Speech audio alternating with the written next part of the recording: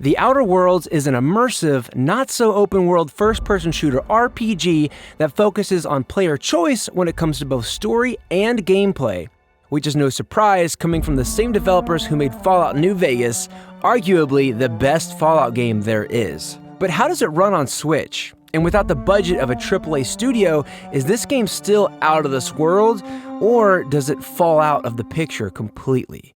Sorry, I had to do it. Hi, I'm Shibby. For more Nintendo Switch discussions, news, and reviews, please hit that subscribe button and remember to tap the bell icon so you don't miss any notifications. Let's go!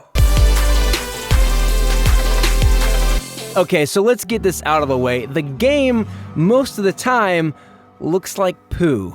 Like, literally.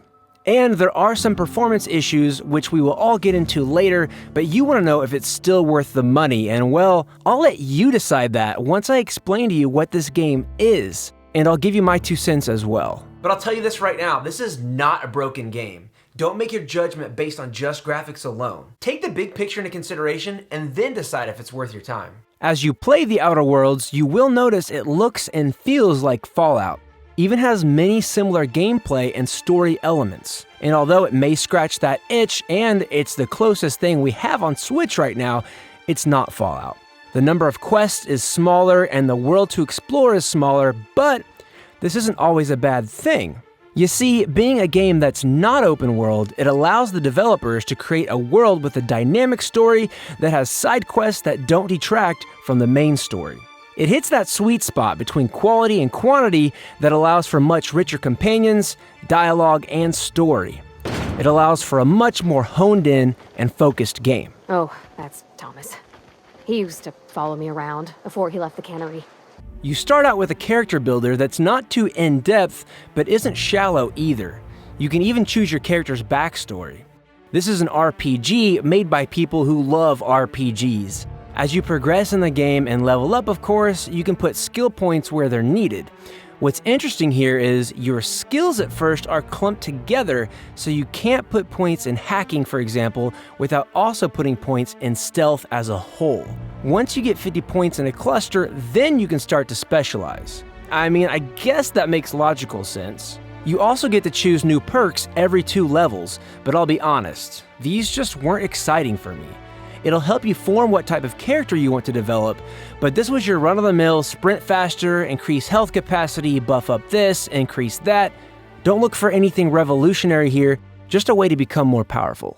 What's neat to me is your companions level up too, and you can choose what perks they get. You can have them become stronger, or you can have them give you buffs just by being in your party. And this is really where the game excels, the companions. While they are optional, they bring a lot to the table in making this game what it is, and getting this world to come alive. To me, they're what makes this RPG feel like an RPG. As you go through the game, you'll find them seamlessly jumping into your conversations, interacting with other characters in meaningful and unexpected ways, providing relevant side quests, and accurately commenting on whatever's going on in the environment around them. Is that supposed to be the living quarters? Seemed about as livable as a coffin. That's something that really impressed me, and something that can't be so easily implemented in bigger games that let you just go anywhere and do anything. Now, this may not be an open world game, but each map is an open sandbox where you can choose different places to explore and tackle many objectives in the order that you choose, or not at all. You can stick to the mission or explore off the beaten path a little bit. You start off the game on one planet, but you can then use your ship as a hub to travel to different planets and maps as the story unlocks them. These planets range in size from single quest planets to one planet in particular that almost felt like its own huge open world game. Each location has its own look and feel and its own backstory to go with it.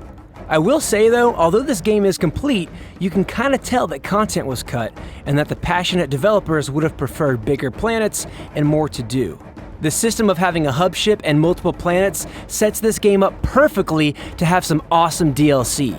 But at this point, I sadly don't think that'll be happening. Okay, let's talk about story and gameplay. Player choice is the name of the game here. The start of the game will have you thrown into making a huge moral decision between 2 factions essentially, and I spent way too much time trying to make my decision.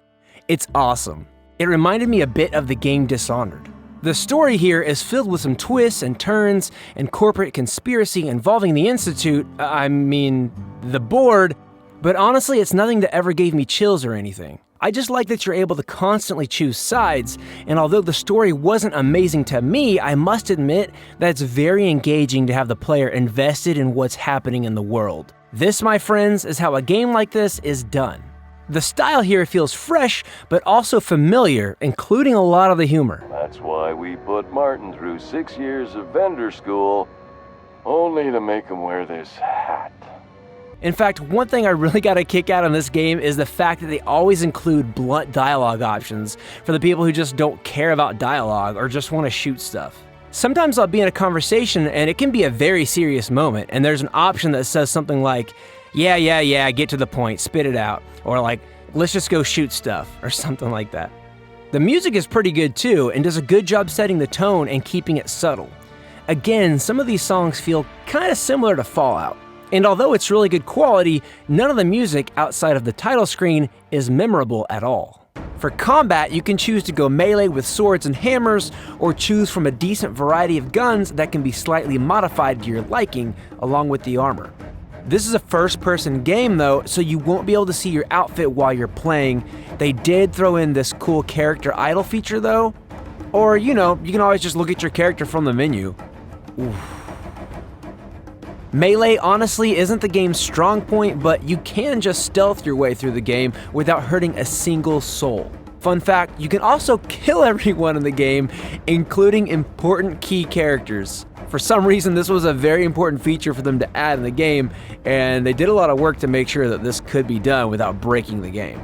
Some weapons are elemental, so that adds a variety to your arsenal, and you can even unlock science weapons that do some pretty wacky things, including a shrink ray and a gun that makes your enemies levitate. Whatever you do though, your weapons and armor will degrade, so be prepared to cycle them out or repair them constantly at a workbench. Ammo seems pretty scarce at the beginning, but as you play and loot and save up money, it's no longer an issue. The Outer Worlds features a slow motion ability that's clearly influenced by other games, and while I always forget to use it, it can be a big help when it comes to precise aiming and going after specific body parts, which does affect each enemy type differently. Gunplay feels good here. It obviously wasn't their main focus when making the game, but it's better than any Fallout game. It gets the job done, and it keeps the game fun. I definitely recommend using a controller though, because I used Joy-Con through most of my playthrough, and the limited stick movement does make it a little difficult. This is why this game has auto-aiming enabled. I definitely recommend using this during combat. Also note that while Joy-Con isn't the best way to play, they're what I used for most of my gameplay, so you know it can be done. If it's all you have, no worries. They've also included gyro controls here, which is refreshing, and they work fairly well. I have to say though, I suggest playing on hard mode because the auto-aim can feel a bit cheap at times. Hard mode will ensure you're not just blazing through every enemy, and it'll keep you having to make important decisions in combat. I honestly feel like even hard mode is a little too easy. Fear not though, friends, Obsidian has you covered here. Similar to the other game that I keep mentioning, The Outer Worlds includes a hardcore mode called Supernova. This is a really cool inclusion that requires you to eat, drink, and sleep to survive. Enemies are harder here, and your companions have permadeath, among many other things in this mode. Yeah, between this and the different directions you can take the story and characters, you've got some decent replay value here. Now let's talk about the port here for a moment, because this game was clearly not made with the Nintendo Switch in mind. Lots of muddy textures, pop-in, frame dips, and the occasional loading screen in the middle of you just walking. When I play this thing in handheld in bed, I still think to myself, wow, it's awesome that they packed all of this into a little handheld system. Like, seriously, it's a full-fledged current-gen console game. Nothing is missing. Here's the thing. Pop-in, we're used to seeing that in games. I never had pop-in on important things like enemies or anything that affected gameplay. Same with the loading screens. The hardest thing to deal with here is the muddy texture and sometimes choppy frame rate. That's all just going to come down to what you and your eyes can handle. When you're inside a dungeon area, textures seem to look better and movement is more fluid because it's close quarters and the game doesn't have to render details in the distance. So here's the deal. The Outer Worlds is $60 here in America. Is it worth that price? It could be. If it was on sale for 30 bucks, I'd probably tell you definitely yes, right now go out there and get it. But the truth is, we don't know if there's gonna be a sale. And now that you know exactly what the game is, you'll know for yourself if it's something that you need to play right now, or if you can just hang around for a while, roll the dice, and hope for a discount. If you don't care to play handheld, in bed, on the go, and you have other consoles, you're better off getting the game there, sure. But I do know one thing, there's no other game on the Switch quite like this. If you love Nintendo Switch as much as I do, hit that subscribe button and tap the video on your screen, and I'll see you over there.